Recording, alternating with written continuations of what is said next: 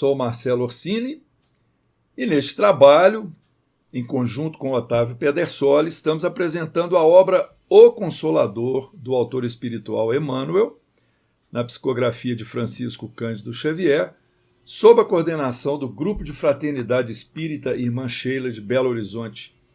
Nós vamos prosseguir com a temporada Religião, que é a terceira parte do livro. Mais precisamente, dentro do tema Evangelho, nós vamos analisar as questões relacionadas ao subtema Religiões, que percorrem os números 292 a 301. Vamos começar com a pergunta 292, Marcelo. Em que sentido deveremos tomar o conceito de religiões? Emmanuel diz assim: religião para todos os homens deveria compreender-se como um sentimento divino que clarifica o caminho das almas e que cada espírito aprenderá na pauta do seu nível evolutivo. Nesse sentido, a religião é sempre a face augusta e soberana da verdade. Porém, na inquietação que lhes caracteriza a existência na Terra, os homens se dividiram em numerosas religiões, como se a fé pudesse ter fronteira, à semelhança das pátrias materiais, tantas vezes mergulhadas no egoísmo e na ambição dos seus filhos. Dessa falsa interpretação têm nascido no mundo as lutas antifraternais e as dissensões religiosas de todos os tempos. A colocação inicial de Emmanuel é muito clara, não é?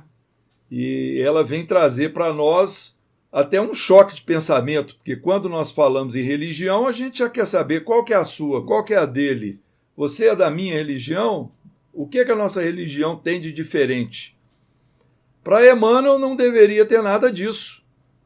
Deveria ser apenas o sentimento divino que clarifica o caminho das almas e que cada espírito vai aprender de acordo com o seu nível evolutivo. Então, esse autor espiritual, não é? Ele ainda entende e esclarece que religião, esse sentimento religioso não vai ser o mesmo para toda criatura, vai depender do seu grau de instrução, da sua capacidade, né, de sentir, de raciocinar. São muitas coisas envolvidas, né? A fé. E nesse caso, ele coloca isso para ter um ponto comum para todas as pessoas, porque o ideal é que não houvesse realmente nenhuma facção, nenhuma divisão. Religião deriva do latim religare, que é a ligação com Deus. Então, essa é a essência, esse é o tronco. Mas Emmanuel observa aquilo que nós sabemos acompanhando a evolução das civilizações, que na inquietação, até nessa disputa pelo poder do conhecimento, pelo poder das almas das pessoas, pelo entendimento das pessoas, de fazer prosélitos, seguidores, muitos líderes religiosos se intitularam donos da verdade, criaram lá os seus processos, né, os seus manuais, os fundamentos de cada religião, e aí, até em momentos de egoísmo e de ambição, criaram essas facções totalmente diferentes, com interpretações falsas, que geram essas lutas, como Emmanuel observa, antifraternais e dissensões, não é? Então, há as religiões que são muito dogmáticas, muito ligadas a rituais, a você estar em dia com Deus se você cumprir tal rito, né? No seu dia a dia.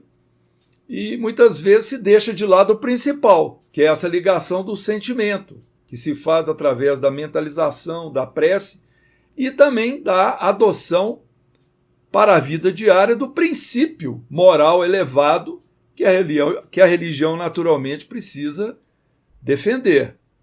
Aí, Otávio, dando prosseguimento a 293, as religiões que surgiram no mundo antes do Cristo tinham também por missão principal a preparação da mentalidade humana para a sua vinda? Todas as ideias religiosas que as criaturas humanas traziam consigo do pretérito milenário destinavam-se a preparar o homem para receber e aceitar o Cordeiro de Deus, com a sua mensagem de amor perene e reforma espiritual definitiva. Então a resposta é sim. E é interessante porque muitas vezes nós repetimos que Jesus é o governador planetário, né, o presidente do nosso orbe. Mas a gente repete isso automaticamente, mas não pensa, né, nas consequências naturais disso. Então, por exemplo, o presidente de uma empresa humana aqui faz planejamento estratégico, né, tem toda, não há espaço para improvisos, né? Tem toda uma estratégia, todo um planejamento. Agora imagina um espírito puro como Jesus. Então, sim, ao longo dos séculos antes da sua vinda, ele foi enviando os seus mensageiros, os seus prepostos, há milênios, né? Emmanuel vai nos explicar um pouco sobre isso no livro A Caminho da Luz, psicografia também de Chico Xavier. Mas aqui ele continua a resposta dizendo o seguinte: o cristianismo é a síntese, em simplicidade e luz, de todos os sistemas religiosos mais antigos, expressões fragmentárias das verdades sublimes trazidas ao mundo na palavra imorredora de Jesus. Então, mesmo as religiões multimilenares, né, orientais inclusive, já traziam partes da verdade, como se fosse assim, peças do quebra-cabeça. Mas é com Jesus e com seu evangelho que esse quebra-cabeça, né, do amor, da sabedoria, da justiça, estará completo, né? Por isso que Emmanuel fala do evangelho de Jesus como a síntese de todas as religiões milenárias ou não que vieram antes. E aí ele conclui dizendo o seguinte: os homens, contudo, não obstante todos os elementos de preparação, continuaram divididos e, dentro das suas características de rebeldia, procrastinaram a sua edificação nas lições renovadoras do Evangelho. Então, é o que o Marcelo estava explicando na questão anterior, né? Não deveríamos estar vivendo aqui na Terra, nas nossas experiências religiosas, esse separativismo, né? Essas intolerâncias, né? Esses partidarismos, tantas seitas que às vezes estão se matando umas às outras em nome de Deus. É o contrário da proposta do Evangelho de Jesus, que faz essa síntese, né, das religiões, assim como a doutrina espírita, e é por isso que Jesus nos manda o Consolador, cerca de 18 séculos após sua encarnação entre nós, para também a doutrina espírita, depois de 18 séculos, relembrar a simplicidade, a originalidade do seu evangelho de amor e fazer, digamos assim, uma nova síntese, né? Já que a ciência humana tinha caminhado bastante, mesmo a filosofia também tinha evoluído ao longo dos séculos, então vem a doutrina espírita e faz uma nova síntese da ciência, da filosofia e da religião, que, aliás, é uma figura, né, do triângulo que o próprio Emmanuel traz na introdução desse livro que estamos estudando, que é o livro O Consolador. Então, vamos para a pergunta 294. Reconhecendo-se que várias seitas nasceram igualmente do cristianismo, devemos considerá-las cristãs ou simples expressões religiosas insuladas da verdade de Jesus? Emmanuel responde assim: todas as expressões religiosas nascidas do cristianismo se identificam pela seiva de amor do tronco que as congrega, apesar dos erros humanos de seus expositores. Então, nessa primeira parte da resposta, ele já vai no cerne da questão, mostrando que tudo que floresceu a partir do cristianismo tem como elo comum, como núcleo, como ponto, né, ali de ligação, a seiva de amor do tronco que as congregas, porque é a mensagem de amor de Jesus, a mensagem do amor ao próximo, do amor a Deus, do amor a nós mesmos. Então, isso é o ponto comum a todas as religiões ditas cristãs. Prosseguindo, os sacerdotes das mais diversas castas inventaram os manuais teológicos, os princípios dogmáticos, as fórmulas políticas. Todavia, nenhum esforço humano conseguiu deslustrar, quer dizer, tirar o brilho, a claridade divina do amai-vos uns aos outros, base imortal de todos os ensinos de Jesus, cuja luminosa essência identifica as castas entre si, em todas as posições e tarefas especializadas que lhes foram conferidas. Então, apesar de que houve essa divisão, como até nós já comentamos alguma coisa na questão anterior, em que os líderes religiosos criam regras, criam, que nós dissemos, manuais, procedimentos que devem ser seguidos, ritos, para que você se diga dessa ou daquela religião. O que vale, na verdade, não é essa casca, é o miolo lá, é o que move a criatura dentro dessa ligação com Deus, e a base aqui tem que ser o amai-vos uns aos outros. É o amor universal, o amor verdadeiro, que Emmanuel chama de base imortal de todos os ensinos de Jesus. Então, assim como nós dissemos que todos somos irmãos perante Deus, nós devemos também saber identificar que, por uma questão evolutiva, houve a necessidade dessas divisões religiosas. Isso faz parte do aperfeiçoamento na evolução da humanidade. Mas nós somos convidados, todos nós, sejamos espíritas ou não, a termos aquele olhar fraterno e caridoso para as pessoas que não seguem o nosso princípio, que são profitentes de outras religiões, aos quais nós não devemos jamais combater, nem estabelecermos querelas, diálogos combativos, no sentido de provar que o nosso ponto de vista, aquilo que nós cremos, os nossos fundamentos, são certos ou são melhores do que os dessas pessoas. Não. Nós devemos ter o olhar sempre de compaixão e de respeito, porque cada irmão nosso está num nível evolutivo diferente, tem necessidades diferentes. Então, tem pessoas que ainda têm necessidade de negar Deus, outras têm necessidade de usar um amuleto, de seguir o ritual para tal ou qual oração, de ir ao templo para fazer determinadas gesticulações, digamos assim.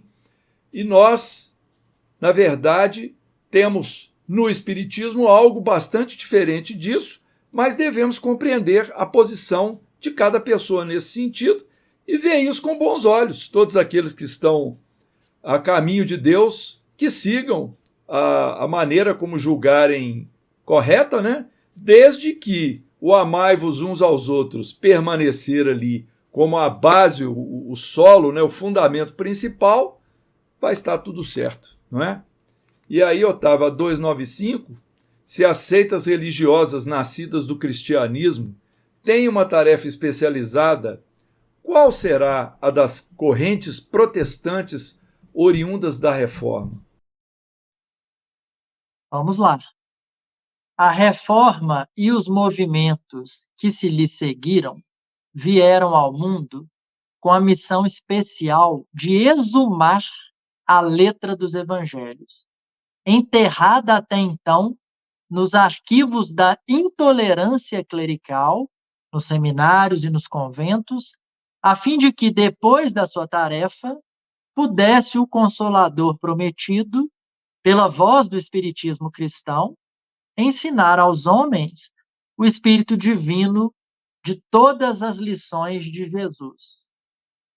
Numa resposta curta de apenas um parágrafo, Emmanuel nos dá aqui uma aula de história, né? E é interessante porque ele usa esse verbo exumar a letra dos evangelhos. Exumar é exatamente desenterrar, né? Retirar do esquecimento. Então ele diz que antes da reforma protestante, o evangelho de Jesus estava enterrado, estava aprisionado, né? Dentro de conventos, né? Dentro de conventos seminários, né? Na expressão aqui que ele usa, inacessível ao povo, às pessoas comuns, sequer era usada muitas vezes a língua, né, que as pessoas falavam. Então, pregações ocorriam em latim, por exemplo. Então, o papel da reforma protestante é fundamental dentro do planejamento estratégico de Jesus. E Emmanuel chega a dizer aqui nessa resposta que é como se a reforma protestante veio preparar o terreno para a doutrina espírita chegar depois, alguns séculos depois. Então, primeiro o movimento protestante veio para desenterrar o evangelho, né? Permitir o acesso aos homens e mulheres comuns do próprio texto dos evangelhos. E aí também é muito importante a gente contextualizar historicamente, porque não podemos esquecer que tinha, né, a Europa estava ali saindo, né, do período medieval, a imprensa tinha sido inventada. Então é dentro desse contexto do desenvolvimento do comércio, da criação da imprensa por Gutenberg, que vem também na seara religiosa o movimento protestante para desenterrar o evangelho de Jesus, não mais aprisionado para ali uma casta, né, de sacerdotes, de privilegiados, mas acessível a qualquer um, e tudo isso como um movimento preparatório para a vinda do Consolador a partir de 1857, que aí sim vem a doutrina espírita revelar aos seres humanos a interpretação correta do Evangelho de Jesus, né? Trazendo também um movimento libertador dos simbolismos, dos formalismos, das interpretações literais. Então, tudo tem uma sequência, né? Tudo tem um planejamento comandado aí pelo CEO, né? Pelo presidente da Terra, que é Jesus Cristo.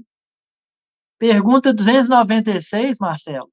O espírito, antes de reencarnar, escolhe também as crenças ou cultos a que se deverá submeter nas experiências da vida? Emmanuel diz que todos os espíritos reencarnados no planeta trazem consigo a ideia de Deus, identificando-se de modo geral nesse sagrado princípio. Então essa ideia de Deus ela é inerente a todos os seres humanos, e se Emmanuel diz isso é porque ela é inerente também aos ateus. Está no imo do espírito. Os cultos terrestres, porém, são exteriorizações desse princípio divino dentro do mundo convencional, depreendendo-se daí que a verdade é uma só, e que as seitas terrestres são materiais de experiências e de evolução, dependendo da preferência de cada um, do estado evolutivo em que se encontre no aprendizado da existência humana, e salientando-se que a escolha está sempre de pleno acordo com o seu estado íntimo, seja na viciosa tendência de repousar nas ilusões do culto externo, seja pelo esforço sincero de evoluir na pesquisa incessante da edificação divina. Então pode até parecer estranho a gente ter dito que até os ateus têm a ideia de Deus, mas nós acreditamos que essa força divina está em todos.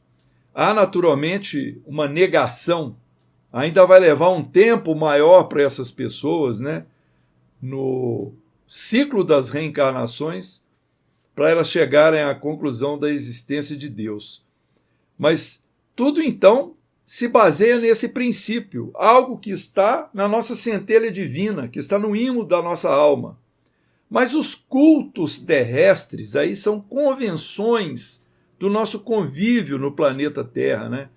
Dizem que são, Emmanuel diz que são exteriorizações do princípio divino dentro de um mundo de convenções. A verdade é uma só, como ele estabeleceu.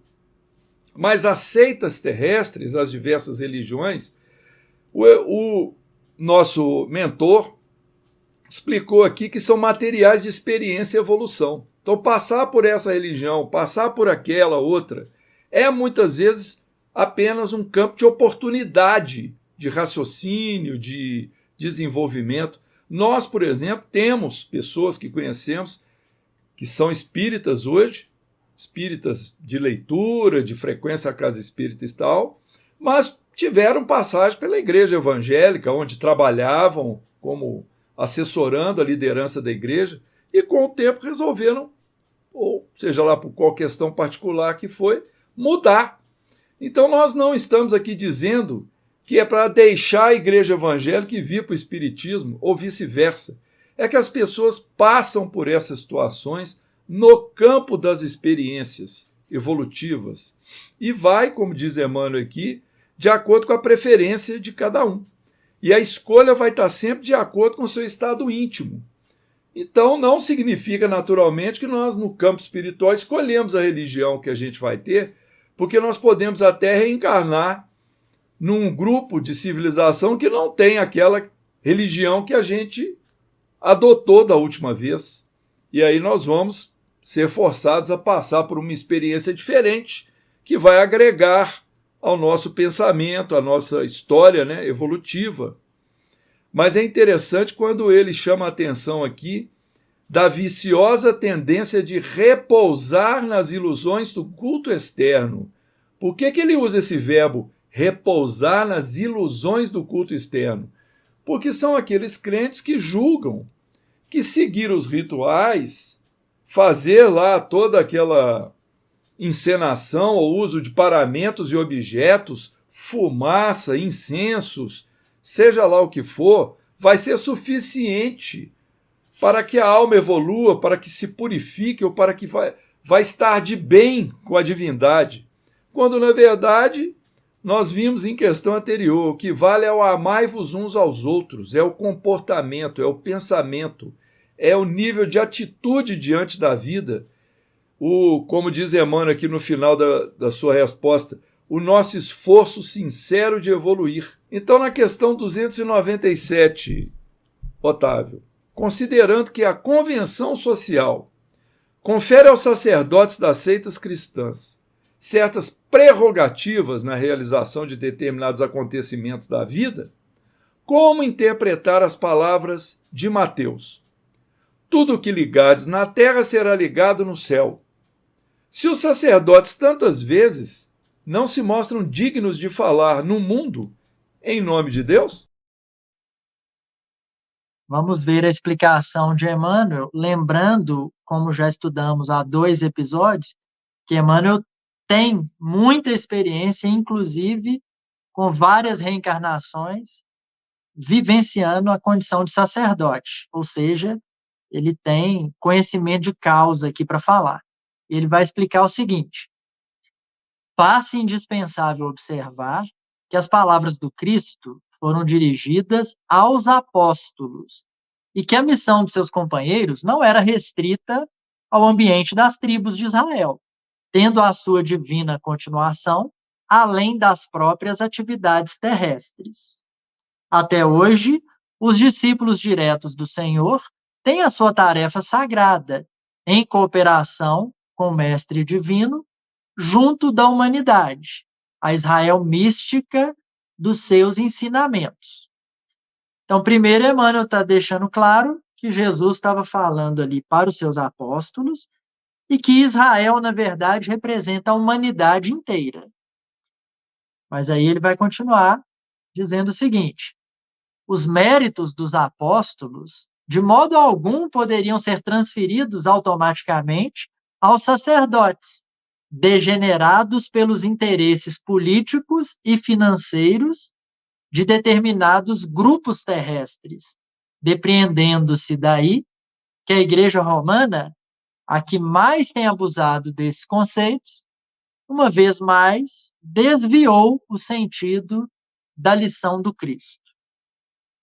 Então, aqui ele aprofunda, né, deixando claro o seguinte: ora, que Jesus falou para os apóstolos, principalmente ali no seu colégio apostólico, né, inicialmente com os 12, nós não podemos transferir isso num passe de mágica, né, e automaticamente para qualquer sacerdote, seja de que religião for.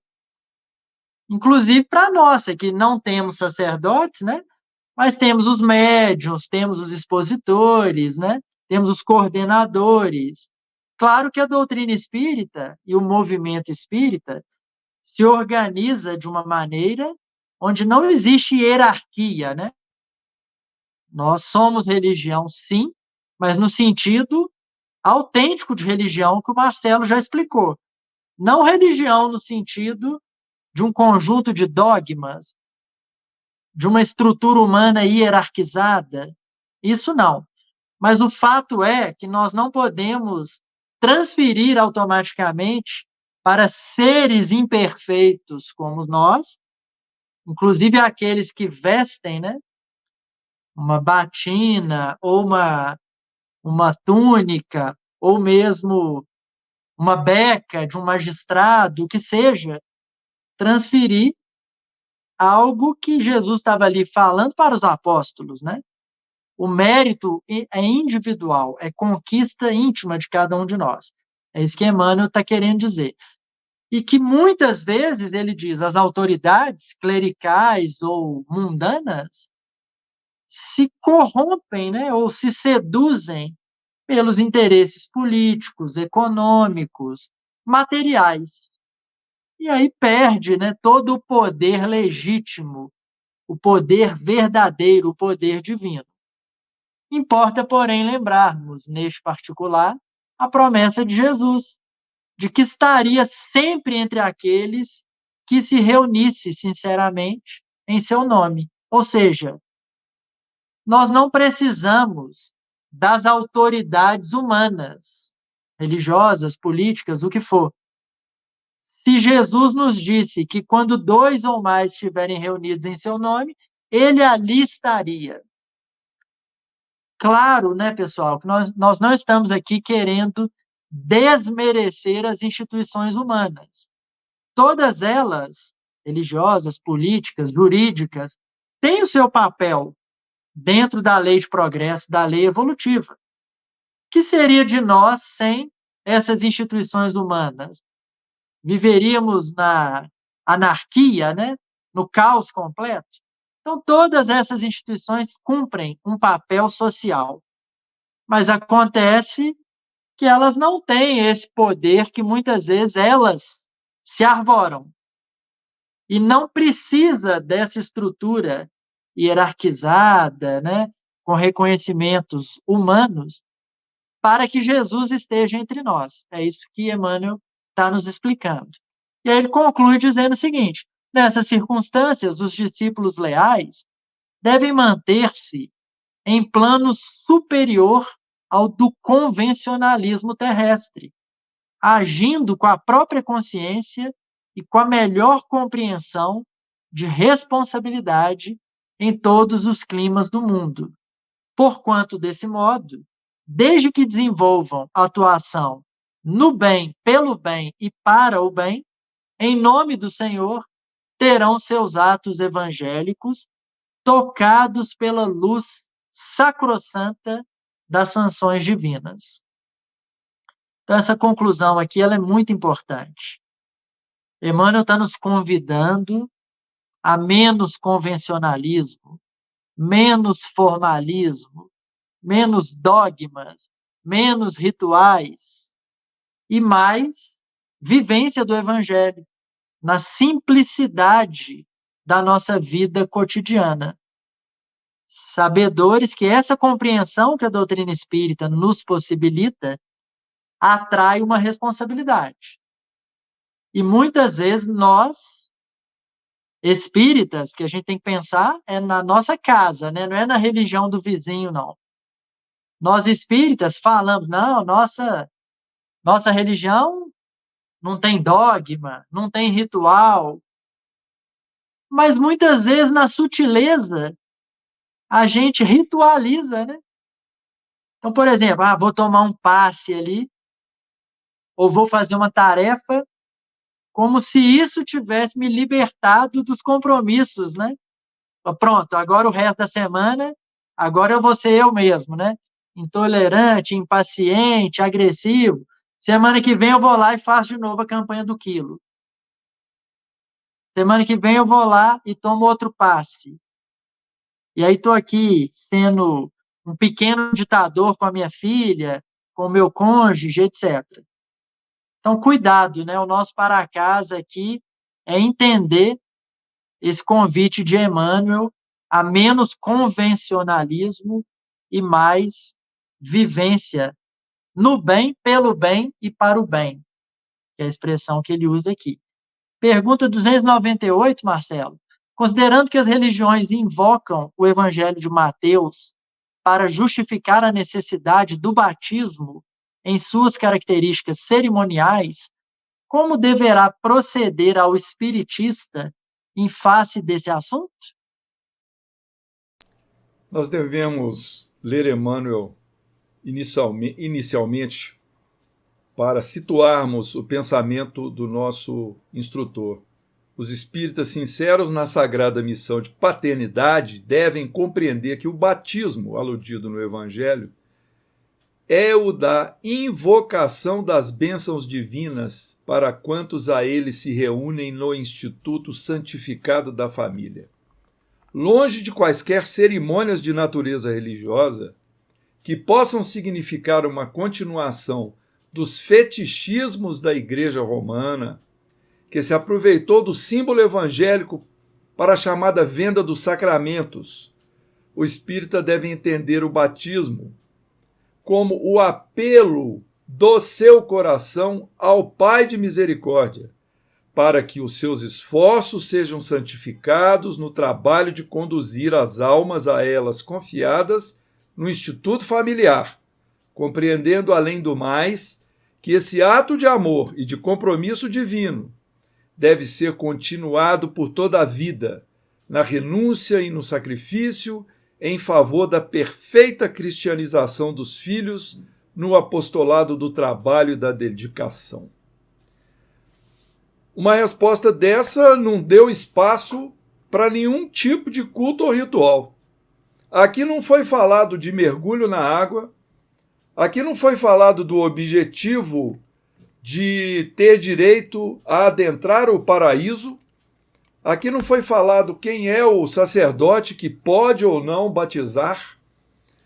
E, mesmo assim, nós vemos o mentor demonstrar um imenso respeito pelo pensamento do batismo dentro desses princípios, dentro do princípio que é evocação de bênçãos divinas para o Instituto da Família, para aqueles que estão como nossos tutelados, os nossos filhos, por exemplo.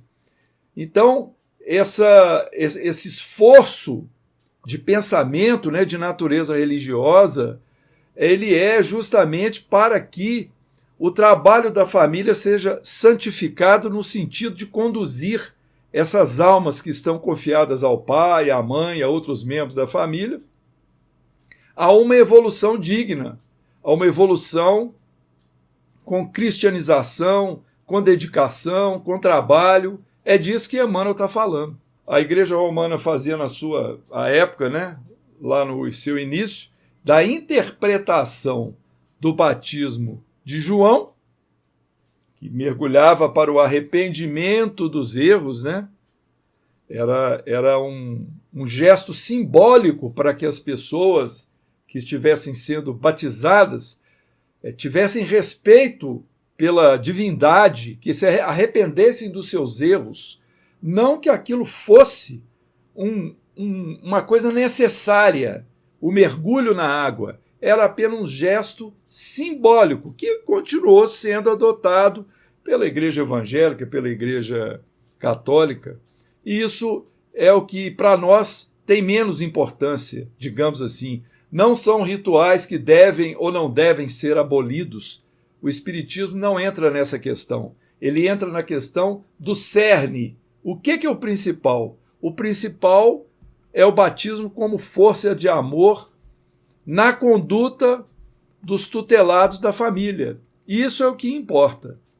Então, assim, nós vemos que o Espiritismo ele segue uma linha muito coerente em todas essas questões ritualísticas, não adotando-as para si, para vamos dizer assim, a prática religiosa espírita, porque não existe essas exteriorizações, esses cultos, esses rituais dentro do Espiritismo, e ao mesmo tempo respeitando aqueles que o fazem. E muitas vezes o espírita é convidado a batizar seus filhos porque um lado da família é espírita e o outro é católico, por exemplo. E para não se criar uma dissensão familiar, se aceita que os filhos sejam batizados no ritual católico. Não vemos nisso problema algum, porque isso não vai ferir nenhum princípio, não vai trazer nenhuma consequência grave para a criatura que está sendo batizada, e muito por outro lado, vai criar um bem-estar e uma harmonia familiar. Então, enquanto as coisas caminham assim, em que há divergências, né, de ponto de vista, o melhor é a gente achar o caminho do meio, que é o caminho da aceitação, que é o caminho da amizade, que é o caminho de fazer aquele esforço pelo bem da criatura que se ama, que seria aquela criança, né, no caso, que estaria sendo batizada. Então, é assim que nós vemos essa questão do batismo, e vamos dar prosseguimento agora com a questão 299. Qual o procedimento a ser adotado pelos espiritistas na consagração do casamento, sem ferir as convenções sociais reflexas dos cultos religiosos? Os cultos religiosos, em sua feição dogmática, são igualmente transitórios, como todas as fórmulas do convencionalismo humano. Então, aqui Emmanuel está separando o que é lei humana do que é lei divina. As leis divinas são eternas, perfeitas, imutáveis. As leis humanas não. São provisórias, são imperfeitas, são temporárias, são sujeitas à evolução. Enquanto eu tenho leis divinas que são perfeitas, por isso são eternas, não precisam, né, ser modificadas, porque elas já são perfeitas, as leis humanas não. São imperfeitas, transitórias, provisórias. Então, esse tipo de sacramento, né, batismo, casamento, etc., estão ali no campo do provisório, do temporário, né, do convencionalismo, sendo que o nosso desafio é ir mergulhando no definitivo, nas palavras de vida eterna. E aí ele continua o raciocínio, que o espírita sincero e cristão, assumindo seus compromissos conjugais perante as leis dos homens, busque honrar a sua promessa e a sua decisão, santificando o casamento, com o rigoroso desempenho de todos os seus deveres evangélicos, ante os preceitos terrestres e ante a imutável lei divina, que vibra em sua consciência cristianizada. Então, muitos de nós ainda precisa, digamos assim, do convencionalismo. Não tem problema nenhum, né? Ah, eu quero casar no cartório. Parabéns, vá lá e case no cartório. Não, eu quero uma cerimônia numa igreja, ser abençoado, né, por um padre, por um pastor. Como o Marcelo estava dizendo, não tem problema nenhum, né? Mas não é isso que vai garantir um casamento sadio e cristão. Não vai ser uma bênção de um terceiro. Não vai ser um contrato que pode ter efeitos jurídicos, mas não efeitos fáticos na vida real. Então é isso que Emmanuel está chamando a atenção, mas ele não quer desconstruir as leis humanas ou as instituições humanas. Ele só está mostrando que são duas searas diferentes, duas áreas diferentes. E que o verdadeiro casamento não depende da bênção de um terceiro ou de um contrato escrito. Por quê? Ele conclui. Pelo que a gente já aprendeu na questão 621 de O Livro dos Espíritos. A lei divina está inscrita em nossa consciência.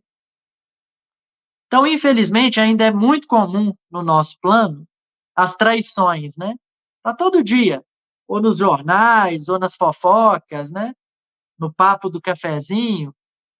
Ah, o fulano traiu a sua esposa. Ora, será que ele traiu a esposa ou ele traiu a si mesmo?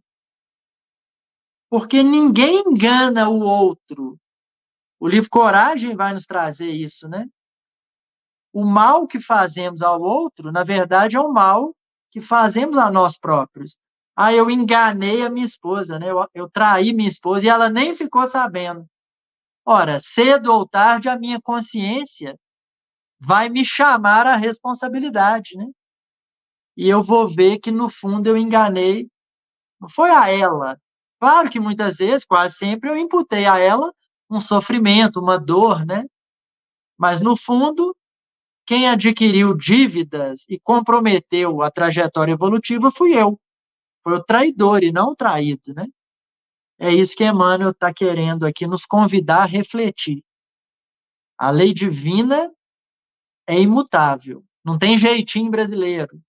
Não dá para tapear a justiça divina. Por quê? Porque ela está no nosso íntimo, na nossa consciência. Pergunta de número 300, Marcelo. Como interpretar a missa no culto externo da Igreja Católica? Muito bem, já falamos de batizado, casamento, agora vamos para o templo, a realização da celebração da missa católica. Emmanuel inicia a resposta assim: perante o coração sincero e fraternal dos crentes, a missa idealizada pela Igreja de Roma deve ser um ato exterior, respeitável para nós outros, como qualquer cerimônia convencionalista do mundo, que exija a mútua consideração social no mecanismo de relações superficiais da Terra. Aí ele prossegue. A Igreja de Roma pretende comemorar com ela o sacrifício do Mestre pela humanidade, todavia, a cerimônia se efetua de conformidade com a posição social e financeira do crente. E ele encerra dizendo assim: ocorrem dessa maneira as missas mais variadas, tais como a do galo, a nova, a particular, a pontificial, a das almas, a seca, a cantada, a chã, a campal, etc. Adstritas a um prontuário tão convencionalista e tão superficial que é de admirar a adaptação ao seu mistifório, ou seja, a essa confusão, né? Por parte do sacerdote inteligente e afeito à sinceridade. Então, Emmanuel, mais uma vez, se coloca em posição de respeito às convenções, não é? Dizendo que é uma cerimônia convencionalista na Terra, né? Uma convenção criada pela Igreja. A gente sabe que, em geral, as missas, né? Eu particularmente não conheço essas missas que foram listadas. Eu conheço aquela missa tradicional do católico, a missa do galo, que é transmitida pela TV. Essas modalidades aí não fazem parte do meu conhecimento. Devo admitir a minha ignorância. Mas podemos concluir o seguinte, que apesar de ser um ato de respeito, é preciso que a gente entenda primeiro, que ele diz que a cerimônia se efetua de conformidade com a posição social e financeira do crente. Ou seja, há missas que não dão acesso a qualquer pessoa. Nem toda pessoa tem acesso àquele culto religioso. E que essas cerimônias, às vezes, são tão superficiais que ele fica admirado que um sacerdote inteligente esteja afeito a essa prática com sinceridade. Por quê? Porque muitas vezes, nessas cerimônias, nós percebemos automatismos de palavras, de gesticulações, as pessoas tendo que repetir certas frases, ou seja, faz parte do culto daquela religião. A questão é, será que isso realmente convida a todas as pessoas a uma introjeção, a sua, vamos dizer assim, a uma revisão dos seus pensamentos, do seu comportamento, a um respeito a Deus, se propondo a uma transformação íntima, futura, ou fica dentro desse campo que o Otávio ressaltou, né? Que você vai ali, passa por aquilo, sai, vai embora sem comprometimento nenhum. Eu simplesmente fui lá, é como na casa espírita, vai lá, toma o passe, vai embora. Mas nem prestou atenção no que o expositor falou. Não se comprometeu a nenhuma mudança de comportamento em casa ou no trabalho. Então, só participar do evento religioso não nos coloca sob os bons olhos de Deus. A nossa caminhada religiosa ela tem que ser para dentro, né? Como registrou Lucas, o reino de Deus está dentro de vós e não fora. Então, por isso, nós temos que compreender a interpretação da missa como um culto religioso afeito à religião romana, católica, que deve ser respeitado, mas espera-se que as pessoas que o frequentam façam a análise do seu papel ali durante esse processo, não é? As palavras que são ditas pelo condutor da missa na interpretação do evangelho estão ajudando ao crente a ele compreender a mensagem de Jesus, a mensagem de amor, de perdão, de caridade. Então, essas coisas é que devem ser realmente motivo de reflexão. Muito bem, Otávio. Aí vem a última pergunta aqui desse nosso vídeo. A 301. As aparições e os chamados milagres relacionados na história da origem das igrejas são fatos de natureza mediúnica? Emmanuel explica o seguinte: todos esses acontecimentos, classificados no domínio do sobrenatural, foram fenômenos psíquicos, sobre os quais se edificaram as igrejas conhecidas, fatos esses que o Espiritismo veio catalogar e esclarecer na sua divina missão de consolador. Então, até o século XIX, muita coisa era considerada sobrenatural, né? Milagre. Veio a evolução científica e gerou milhares de ateus materialistas, né? Que, empolgados com o desenvolvimento científico, achavam assim, a religião é coisa de gente ignorante, né? De gente que acredita em Papai Noel. Acontece que veio a doutrina espírita, enviada por Jesus, o Consolador prometido, e reconciliou ciência e religião. Não é mais a fé cega, faca amolada. Agora é a fé raciocinada. A religião não é inimiga da ciência. A religião pode caminhar junto com a ciência e com a filosofia. E, neste sentido, a doutrina espírita, como Emmanuel explica aqui, catalogou e explicou todos os que eram considerados milagres, né? Como se fossem desrespeito às leis divinas. Não é questão de desrespeito à lei divina, é questão que existem leis divinas que nós não conhecíamos e que não conhecemos até hoje. Imagina, 200 anos atrás, né? Nem precisa ir muito para trás. Se alguém falasse que existia avião, que a gente ia poder voar de um continente a outro, o pessoal ia nos internar, né, no hospício, achar que a gente estava completamente louco. Se alguém falasse que a gente ia pegar um aparelhinho e conversar numa chamada de vídeo com uma pessoa lá no Japão, todo mundo ia dizer, não, isso aí é um milagre, isso é impossível. Então, o que a doutrina espírita veio fazer nessa temática é mostrar que o milagre não existe nesse sentido de desrespeito às leis divinas.